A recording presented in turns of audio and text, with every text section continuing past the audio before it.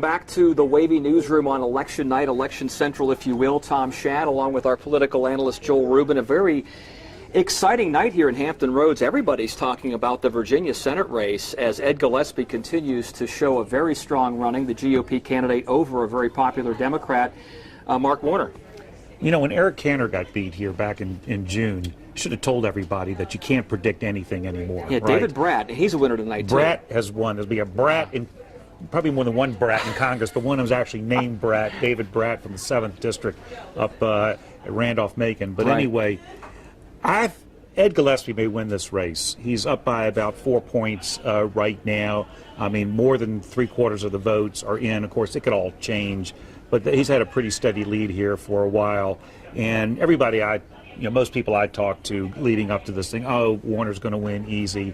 Conventional wisdom. Conventional wisdom is often wrong. So what does that say then about running against the president? It helps. I mean, especially in a blue state. Well, this is the midterm, and most presidents in their 6th year, and this is the 6th year for Barack Obama, don't do well. Even Franklin Roosevelt didn't do well in his 6th year. Bill Clinton didn't do very well. George Bush, a lot of them. It's hard in that second term for presidents to hold on to Congress very strongly in that midterm election. So this is not unusual. Everybody thought Mark Warner was Teflon. I don't think he's Teflon. And I do think that Ed Gillespie ran a really good campaign. I was just going to ask you, what do you think that Ed Gillespie did right, given the, let's face it, the overwhelming odds? I mean, I think the closest poll I saw had him down 7 points.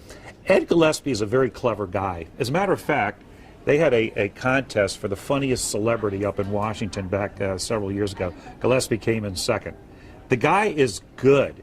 He's a good with a quip. He's good on his feet.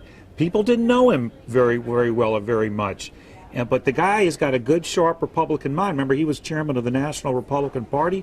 He's helped a lot of Republicans across the country. Mitt Romney in his 2012 run. Exactly. He's got a lot of experience.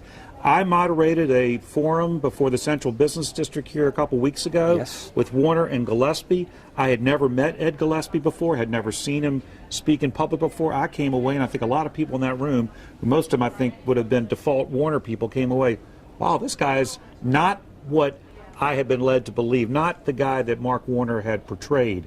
So I'm stunned, I'm not shocked that if Ed Gillespie holds on to win this thing in what really is a Republican year. And by the way, he'll be the only statewide Republican that's elected in Virginia, because you got Tim Kaine as the Democratic senator, and of course the governor, lieutenant governor, attorney general, all Democrats right now. Let's go back for a moment to Governor McDonnell, former Governor McDonnell, and the scandal that recently pretty much brought down his political career if he wanted to get back into politics.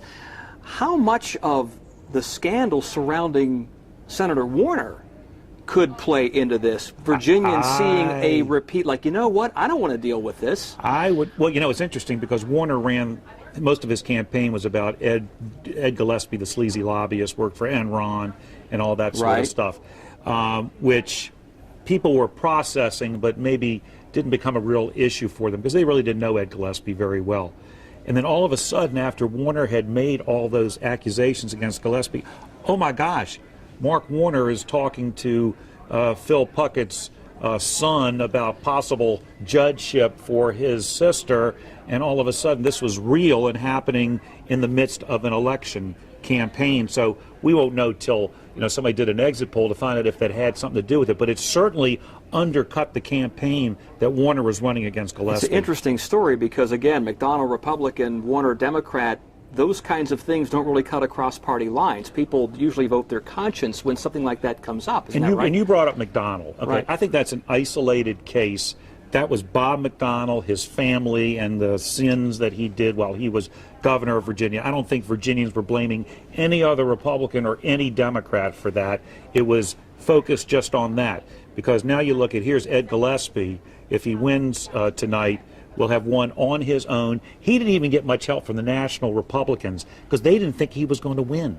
They didn't throw money into this race. He had to go raise it himself. it's pretty good. Now, we're still waiting to hear, of course, what the call is going to be. NBC News saying it's too close to call at this point. So I want to reiterate now that the race is still very much up in the air. But the Republicans a strong have already, showing by Ed Gillespie. And Republicans have already picked up 2 seats across the country, one in Arkansas and one someplace else. So they needed to pick up 6 to take control of the Senate. They're a third of the way there. They did not expect that they would take Virginia in this election cycle. So if they get this one, that is a major upset. That'd be a major upset.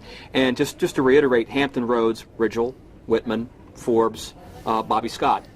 Well, running unopposed. And that's all. So that's all status quo pretty much for the House. And that's all called in our area. Well, and that's all called drawing your districts well. You know, picking your voters, and that's what the General Assembly does.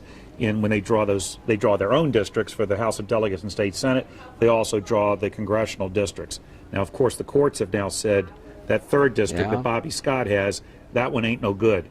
And so they're going to, unless they win an appeal, are going to be forced to redraw that one and all the ones around it. So that's going to affect everybody. Oh, my gosh. That's going to be the big issue in the General Assembly probably this coming session is, do we have to redraw that? And that's going to be a real challenge for them. Okay, more updates here from the Wavy Newsroom on Wavy.com as we await a very exciting outcome to the Virginia Senate's race.